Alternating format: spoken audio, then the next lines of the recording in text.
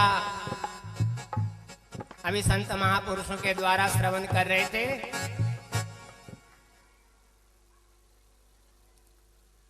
भगवान कृष्ण कन्हैया का जो तात्विक अर्थ है, तात्विक स्वरूप है, वही भगवान कृष्ण त्रेता युग में श्री राम के रूप में आते हैं। भगवान राम के बारे में कहा गया है, अवतारा नाम सर्वे साम अवतारी रघुत्तमा सरितायाम सर्व मध्येषु सरजू पावन जता। जितने भी भगवान के अवतार हुए हैं, मूल जड़ बोले अवतारी राम जी हैं। और जितनी भी नदियां हैं, सर्वश्रेष्ठ माता सरजू है।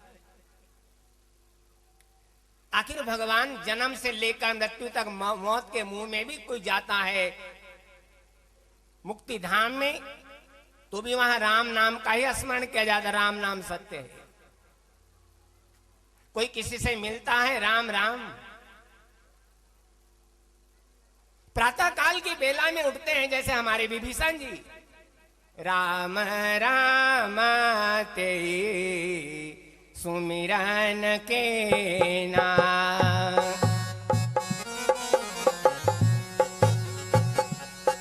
राम राम तेरी सुमिरन के नाम।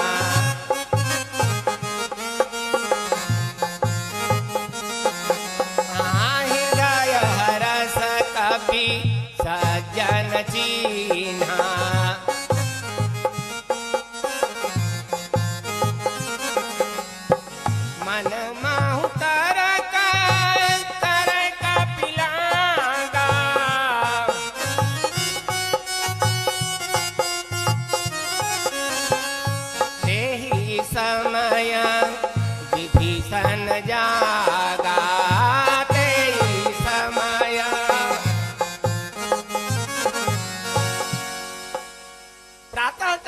बेला से लेकर के मौत के मुंह तक जाते समय राम का स्मरण किया जाता है।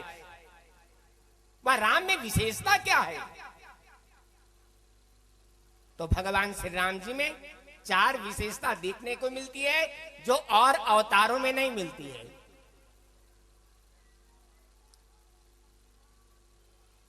पहली विशेषता, भगवान राम ईश्वर है और 24 अवतार में परशुराम को भी ईश्वर माना गया है, पर दोनों का नाम क्या है? राम। अभी आपने सुना, एको ब्रह्म द्वितीय नास्ति एकम संतम बहुधा कल्पयन्ति एकम सद विप्रा वदन्ति। ईश्वर एक है, तो यहां तो 2 भगवान हो गए। और आप मानते हैं 24 अवतार में परशुराम को भगवान? परशुराम इसलिए कहते हैं, उनके कंधे पर फरसा है, पर नाम क्या है? राम। हमारे प्रभु श्री राम जी के कंधे पे भी धनुष है, पर हम धनुष राम नहीं कहते।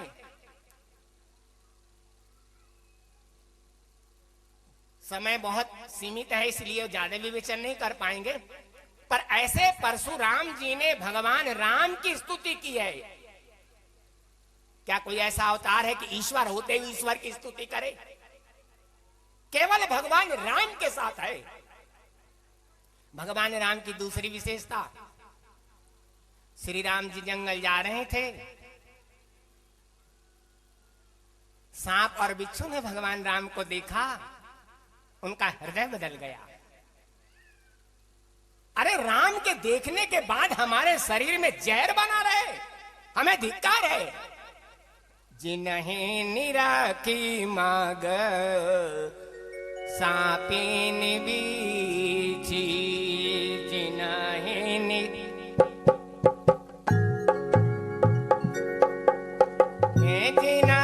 निराखी माग सापिन बीची।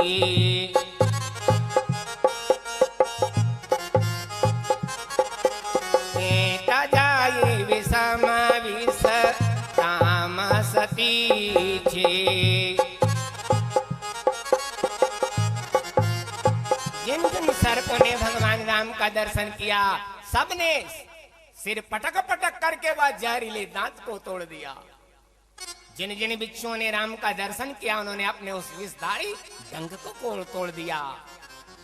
महात्माओं ने दंडक बन के ऋषि जिन्होंने तपस्या के द्वारा भी स्वामी जी ने बताया कि तप करना, तो ऐसे संत महापुरुषों दंडक वन में शरीर की हड्डी हड्डी बना ली थी, हवा पी करके रह करके, लेकिन राम का दर्शन करने के बाद उनके मन में भावना बनी, हम राम की पत्नी बन जाते। पूरा महर्षया दंडकारण्यवासिना दृष्ट्वा राम हरि तत्र भोक्तुम इच्छम ईश्वरम।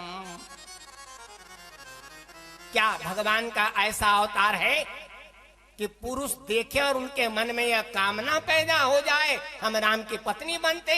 तो राम का सौंदर्य कैसा है?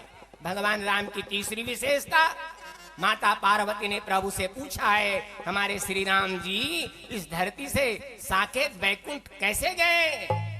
तो केवल भगवान राम का ऐसा अवतार है कि अयोध्या में जितने भी रहने वाली जनता थी, सबके लिए भगवान ने बैकुंठ से, साकेत से विमान बुलाए, जहाज बुलाए और सबको बैठा बैठा करके बैकुंठ लोक ले गए हैं। भगवान राम की चौथी विशेषता, 12,500 साल तक सारे धरती में भगवान राम ने शासन किया, लेकिन एक भी आदमी कोई एक्सीडेंट से नहीं मरा। दैहिक दैविक भौतिक तापा, दैहिक दैविक राम राज नहीं काहू ही व्यापा, राम राज नहीं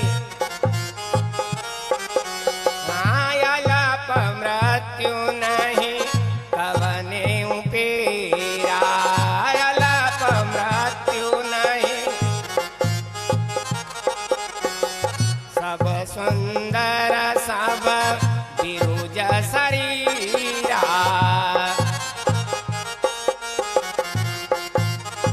क्या 12,500 साल तक एक भी चोरी नहीं हुई, कोई डकैती नहीं हुई, कोई आग में जल के नहीं मरा, कोई पानी में डूब के नहीं मरा, कोई एक्सीडेंट गोली से नहीं मरा। केवल भगवान राम का चरित्र ऐसा है। समय के परिधियों को देखते हैं, अपनी वाणी को यहीं विराम। बोलो सियावर रामचंद्र भगवान की। ओ शांति। अभी आप रामायणी जी महाराज से रामायण पर बहुत ही प्यारी और सुंदर चर्चा श्रवण कर रहे थे। निवेदन कर रहा हूं परमादरणीय श्रद्धेय महामंडलेश्वर श्री श्री 1008 स्वामी देवेंद्र गिरी जी महाराज, महाराज श्री मर्यादा जानते हैं मंच की।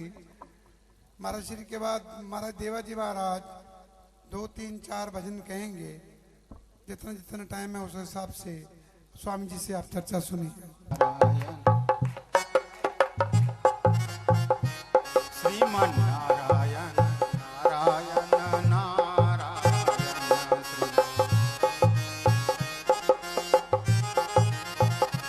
भजमन नारायण नारायण नारायण भजमन नारायण नारायण। बोल सियापति रामचंद्र महाराज की, पवन सुत हनुमान की, उमापति महादेव की, सत्य सनातन धर्म की। अभी मुझे लगता है हमारे कई भाई अभी अभी पधारे हुए हैं, रामलीला कमेटी वाले, तो जयकारा लगाएंगे फिर जोर से। बोले सियापति रामचंद्र महाराज की, पवन सुत हनुमान की, उमापति महादेव, सत्य सनातन धर्म की। जय करे शेरवालीदा।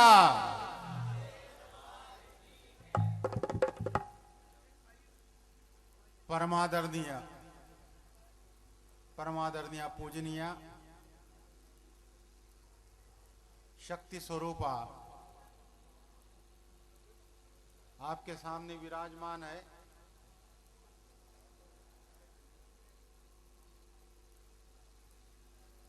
और मैं देख रहा हूं दोपहर से लेकर, मुझे लगता है सुबह से लेकर अभी तक बैठे हुए मंच पर विराजमान है। तो कभी पैर ऐसा कर रहे हैं, कभी वैसे कर रहे हैं।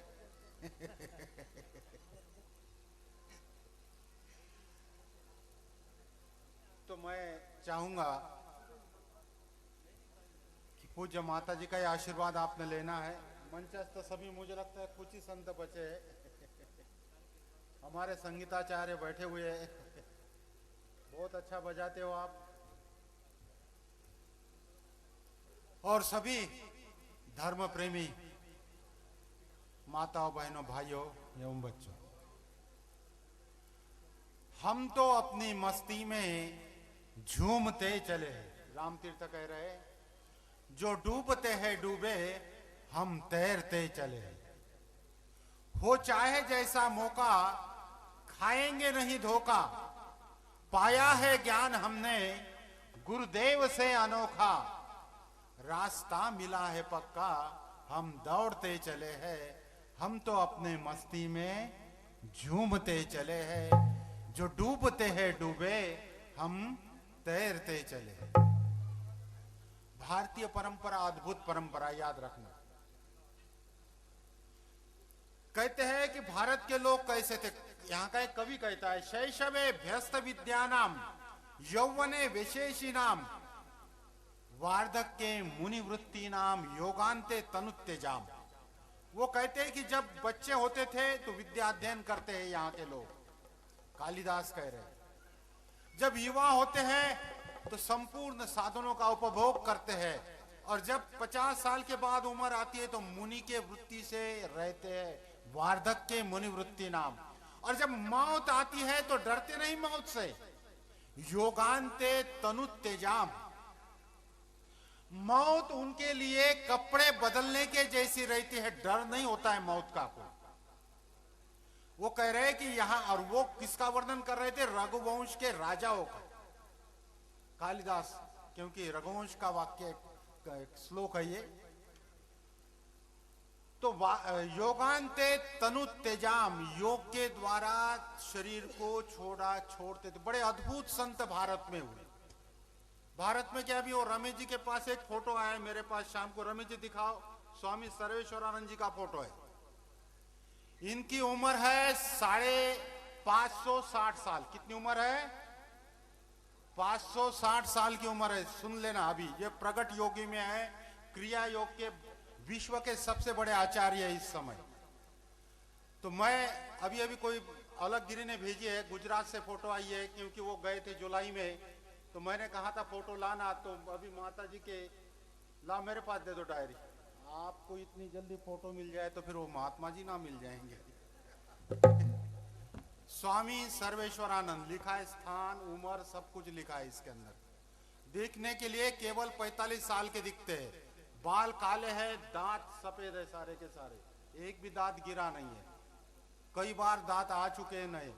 11 महीने साल में समाधि में होते हैं। हार्ट बंद होता है, पल्स बंद होती है। सारे यंत्र, जापानीज हो चाहे रशियन हो चाहे किसी भी देश के क्यों न हो, अमेरिकन हो, लगा के देखे हैं, पल्स बिल्कुल नहीं चलते। -20 टेम्परेचर में भी नंगे बैठे होते 11 महीने तक, एक आसन थे।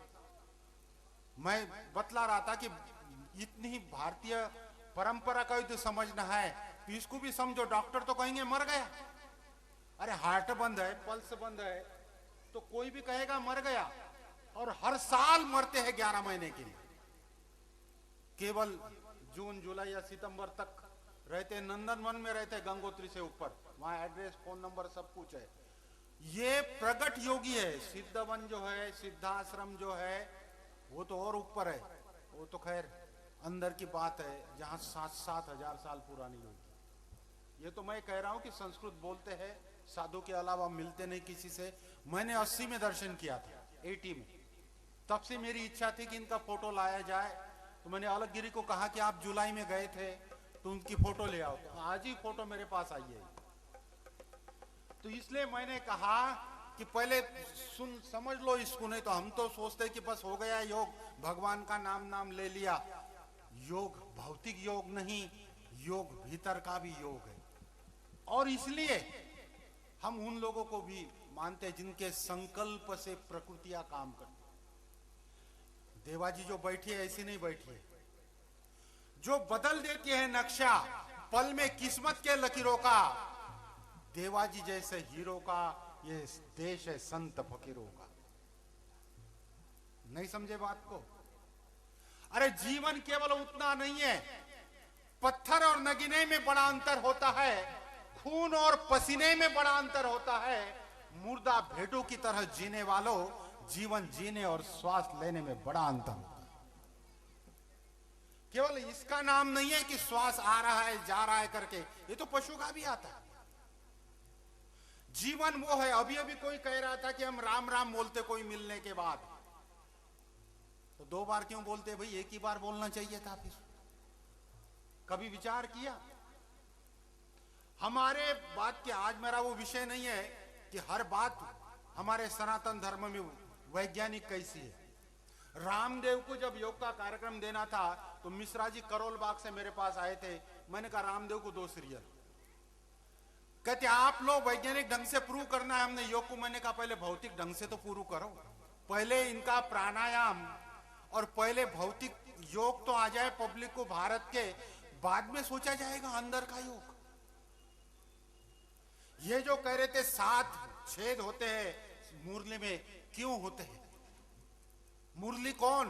ये सारी भीतर की बातें हैं। फिर तो मेरा कहने का मतलब इसको समझो कि वैज्ञानिक ढंग से जो मैं बात करना चाहता था उसको राम राम क्यों बोलते, केवल इतना शब्द पर कहता हूं।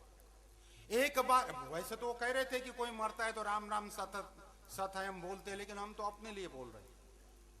जो अर्थी पर है वो तो कभी बोलेगा नहीं, उसको कोई फायदा भी नहीं है। हम अपने लिए बोल रहे हैं, लेकिन राम राम 2 बार क्यों बोलते हैं, इसका बहुत बड़ा विज्ञान था कि हम राम राम इसलिए बोलते थे। पहला राम था जिसके लिए राम राम बोला, हाथ जोड़कर उसके मन में पवित्र भाव जागे। हम देखते थे उसके अंदर राम है, और दूसरा भाव था कि हमारे अंदर भी वही राम है, इसलिए राम 2 बार बोला। राम राम मुझ में राम, तुझ में राम, सब में राम समाया। इस बात को व्यक्त करने के लिए, और अभी अभी मंच मंत्री जी कह रहे थे कि समय बड़ा, आप कहते ख्याल रखना कि आप सुलझे हुए हो, तो मैं 4 लाइनों के द्वारा ही बताता हूं। वेदांत पे सारा माता जी की शिक्षा भी बता देता हूं, ज्यादा टाइम नहीं लेता हूं, गौर से सुनो। पूरे भारतीय दर्शन की शिक्षा केवल इतनी है, एक दिन भी जी। सुबह ही मैंने कहा था कि श्रद्धा आवश्यक है। अरे एक डॉक्टर से दवाई लेते हो तब भी श्रद्धा रखते हो कि इसने जहर नहीं दिया हो। गाड़ी में बैठ के ड्राइवर के ऊपर श्रद्धा होती कि नहीं होती? श्रद्धा ना हो तो बैठोगे नहीं, एक्सीडेंट कर देगा कहीं। तो ये तो परमार्थ का रास्ता है, यहां श्रद्धा जरूरी है। कहा है एक दिन भी जी, मगर राज बनकर जी, सरताज बनकर जी, अटल विश्वास बनकर जी, अमर गुणगान बनकर जी। कल नहीं आज बनकर जी, विहंग नहीं आकाश बनकर जी, पुजारी नहीं स्वयं भगवान बनकर जी। ये भारतीय परंपरा की शिक्षा है। ये है शिक्षा इस देश की कि जीना कैसा है। इसलिए मैंने कहा कि पहले जीवन को समझो, इसके लिए आवश्यकता क्या है। सुबह के प्रवचन में मैंने कहा श्रद्धा गलती कहां होती है। बुद्ध के समय की बात है, ख्याल से सुनना केवल 1-2 मिनट के लिए, क्योंकि मैं मनोरंजनात्मक बोलता तो हूं खैर, लेकिन तथ्य सामने रखने की कोशिश। बुद्ध के समय की बात है, 4 देवियां, 4 लड़कियां आश्रम में पहुंची बुद्ध के। बुद्ध तो थे नहीं, आनंद थे, और उन्होंने कहा कि मठ के अंदर हमें प्रवेश दो, हम भिक्षु नहीं बनना चाहती है, साधु बनना चाहती। उतने में बुद्ध आ गए। बुद्ध ने आनंद को परमिशन तो दी थी, महिलाओं को संन्यास सर्वप्रथम बुद्ध से चालू। वैसे तो वेदों में था, गार्गी है, मैत्रेयी है, ठीक है ना, क्योंकि जब अपनी संपत्ति बांटना चाहिए याज्ञवल्क्य ने, तो मैत्री ने सबसे पहले कहा था कि हमें धन संपत्ति दे रहे हो, जा कहां रहे हो आप? उन्होंने कहा जंगल में। कहते किस लिए? कहते वहां इससे ज्यादा इन संपत्ति से अलग कोई आनंद है, वो मैं प्राप्त करना चाहता हूं। मैत्रेय ने कहा, ये गार्गी ने कहा मैत्रेय को दे दो सारी संपत्ति, मैं तो आपके साथ चलूंगी, जिस आनंद को आप प्राप्त करना चाहते हो वही मुझे मिले, मुझे धन से क्या आए।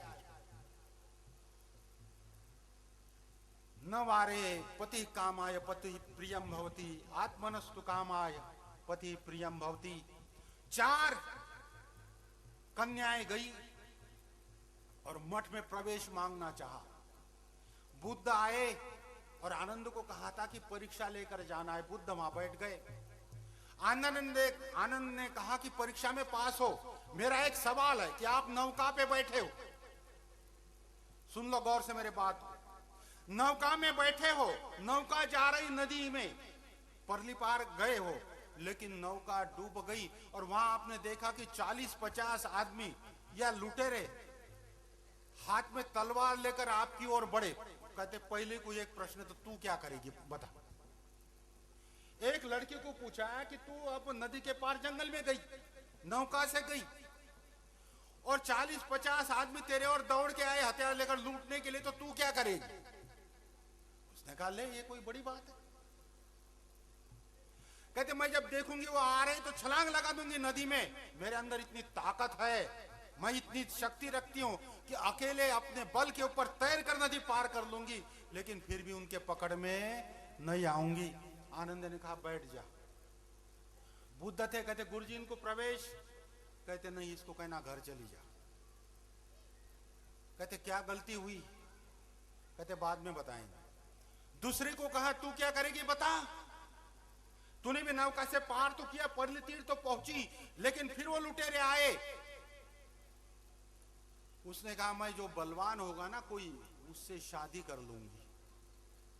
बुद्ध की ओर इशारा किया। बुद्ध ने कहा इसको भी भेज दो, ये भी रहने के लायक नहीं है, क्योंकि कहते वो औरों का मुकाबला कर लेगा। तीसरी का नंबर आया, तू क्या करेगी? उसने देखा कि दोनों के नंबर नहीं आए, तो कोई तीसरा ही उत्तर होगा। उसने सोचा, कहते मेरी माँ जो है उसकी माँ नगर वधू थी।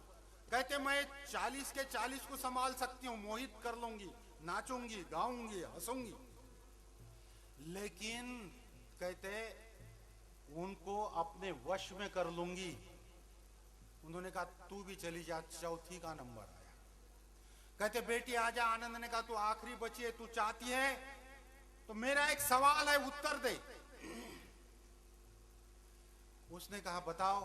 तो उसने भी उसको भी बताया वही, क्या करेगी बताओ। उन्होंने कहा गुरुजी, आनंद की ओर देखा, बुद्ध की ओर कहा कि यदि मुझे इतना पता होता तो मैं सन्यास लेने आपके चरणों में किस लिए आती। सुन लो ख्याल से, यदि मुझे इतना पता होता क्या करना चाहिए क्या नहीं करना चाहिए, बुद्ध के चरणों में गिरी। कहते गुरुजी आप बताओ क्या करना है, आप जो कहोगे वही करूंगी। बुद्ध ने कहा तू अंदर आ जा। क्या बात समझ में आई? नहीं समझ में आई? अरे ये परमार्थ का रास्ता है। जो कहती है कि मैं किसी बलवान से शादी करूंगी, वो एक जैसा नहीं रहता है। बलवान भी कभी हार सकता है, वश भी 40 हो नहीं सकते हैं, पकड़ भी सकते हैं वो तैरते समय वापस। जिसको आपने मैं कुछ कर सकता हूं ये भाव है, मेरे करने से मिलेगा कुछ ऐसा लगता है, वो परमार्थ में पास हो सकता। और जो गिर पड़ता है, जिसके भीतर समर्पण होता है, जिसके भीतर अहंकार नहीं होता है, जो गुरु ने किया वो करने के लिए तैयार होता है कि आप करो, मैं आपके पास आ गया, बस इसके बाद मुझे कुछ भी पता। जैसे दयानंद जी ने कहा था विरजानंद जी को, इन्होंने कहा तू कौन है? रात के 11 बजे। उन्होंने कहा यही मुझे पता होता तो मैं आपके पास किस लिए आता। यही तो पूछने आया हूं। श्रद्धा के साथ चाहिए समर्पण। कोई और जब अहंग